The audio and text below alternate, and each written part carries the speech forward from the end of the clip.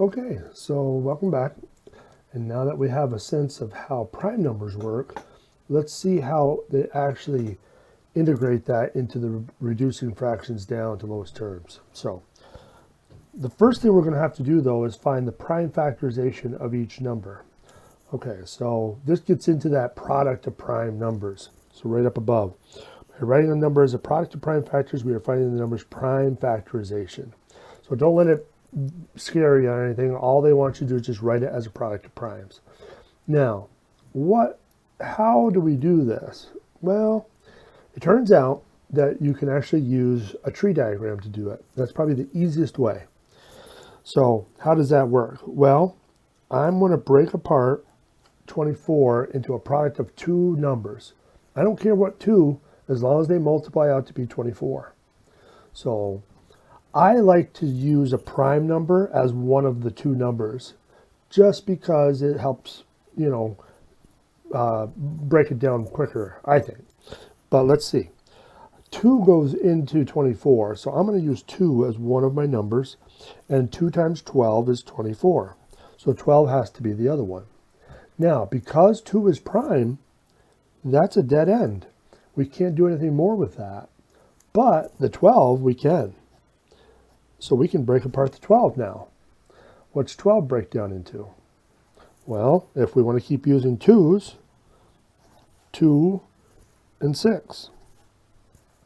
6 is not prime though. It's not in our list up above.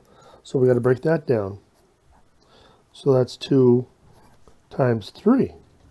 So there's going to be our breakdown for 24. So now the question is how do we write it? Well, how do we write our final answer? Well, because it's a product, remember product means we're multiplying, we just want to multiply all of those circled numbers together. So 2 times 2 times 2 times 3 should be our result. And we can check that on our calculator and make sure, but it is going to be 24. Now, sometimes prime factorizations can get pretty large, so you don't want to write the same number over and over and over again. So we can use what? We can use exponents. So we can also write this as 2 to the third times 3.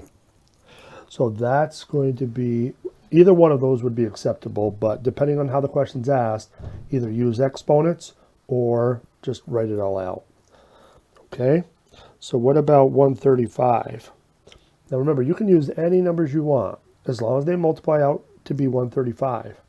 So I know 2 doesn't work, 3 does, but it ends in a 5. So let's use 5. 5 is a nice number to use, and it's prime. So we got 5 for one of our branches. And now how many times does it go into 135? Well, I think it's going to go in 27 times. So 27. Now 27 is not prime because what goes into 27? Well, 3 does, right? So 3 does, and it's prime. And 9 is going to be the other one. 9 can get broken down into 3 times 3. And so now we're done. So we got 3 3's, and then we got the 5. Now, you can put them out of numerical order. It doesn't matter what order they're in, but it looks prettier if you put them in numerical order. So what about 220? Well, ends in a 0. So you know 10's got to go into it. So let's use 10. 10 times 22, right, would have to be 220. But neither one of those are prime because 2 goes into both of those. So 10's got to break down into 2 times 5. Both of those are prime.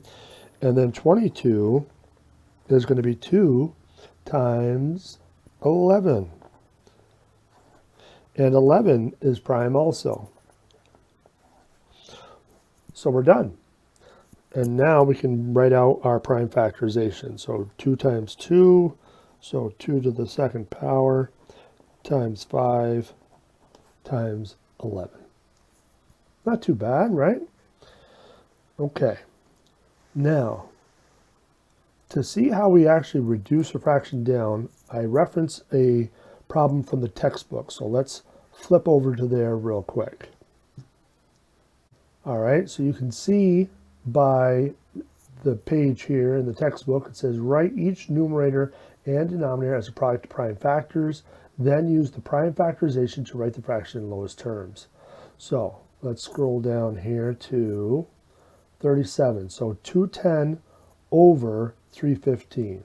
All right, so let's flip back. So 210 over 315. So the first thing we got to do is get those prime factorizations. So 210, let's break that down pretty quick here. So 2 goes in, and, well, let's do it even easier. Ends in 0, let's use 10. So 10 and 21. So we can break 10 down into 2 times 5. 21 can break down into 3 times 7. So there's our numbers. So that means that's what we got. All right. So let's look at 315. Well, 5 goes in, right? And 63. 63 looks like 3 and 21. And 21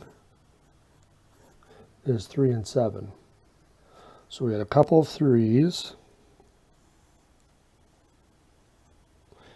and then the 5 and the 7. Now, I wouldn't write it in exponent form here. I'd leave it all expanded out. So, and here's why. Because now that you have it written out for the top and bottom, anywhere they overlap, you can cancel them out. So the 7s can go away, the 5s can go away, and one of the 3s can go away. So the only thing left is your answer, 2/3. So that's another way to reduce fractions down. Now, really, it's only beneficial when the numbers are really big. So 2, 3 digits, 4 digits and beyond, you really want to try to maybe break it down this way. It's going to be a lot easier. But like I said, in the textbook, in the homework problems, there might be a problem that asks you to do it this way. So just keep that in mind. All right, so the last part of this is going to be more reduction, but now we're going to throw letters into the mix. Ugh. Well, if you kind of understood what we did in that last problem, then this is going to follow the same principles. So looking at the very first problem, you got 24x over 42x. So the x's are common to the top and bottom. So we can cross them out right off the bat. So there's no more x's. So the only thing left to do is to reduce 24 and 42. So what goes into 24 and 42? Well, 2 does, but what else does?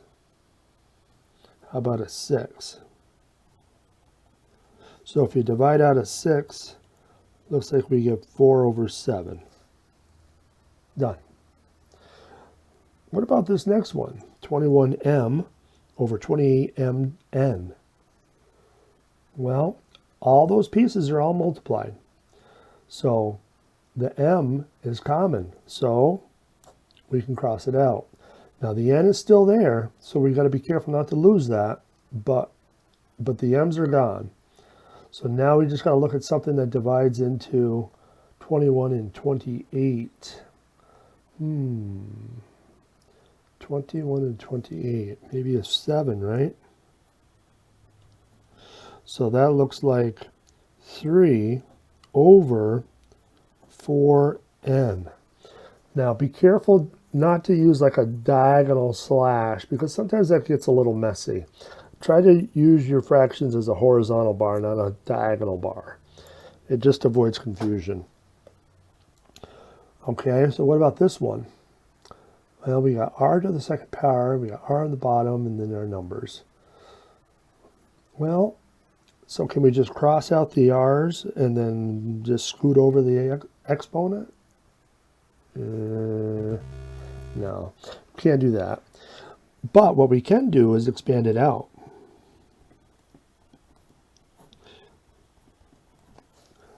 We know r to the second power is r times r, so we can write it this way. But now we can cross one of those r's out. So there's still one r left on the top. And then we have our numbers to reduce down. So now 18 and 15, what goes into both of those? What's our common factor? Yeah, 3. So we should be able to get 6r over 5. All right. Now, is it improper? Yes. And are you tempted to want to do something to correct it? Yes. But don't. When they're mixing letters into the mix like this, it's really not going to be to your benefit to try to change the numbers into a mixed number or something like that. We're going to see more of this type of stuff as we go, but when there's letters involved, just leave it improper.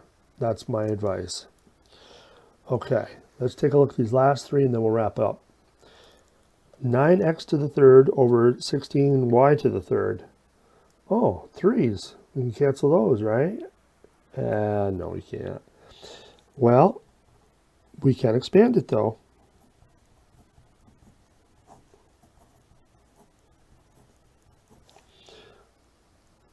Well, that doesn't really help us much, does it?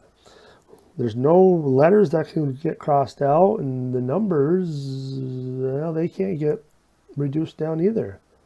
So what do? Well, it's in lowest terms. So we're done. We can't do anything with that one. Okay, let's take a look at the next one. So same idea. Let's expand it out first.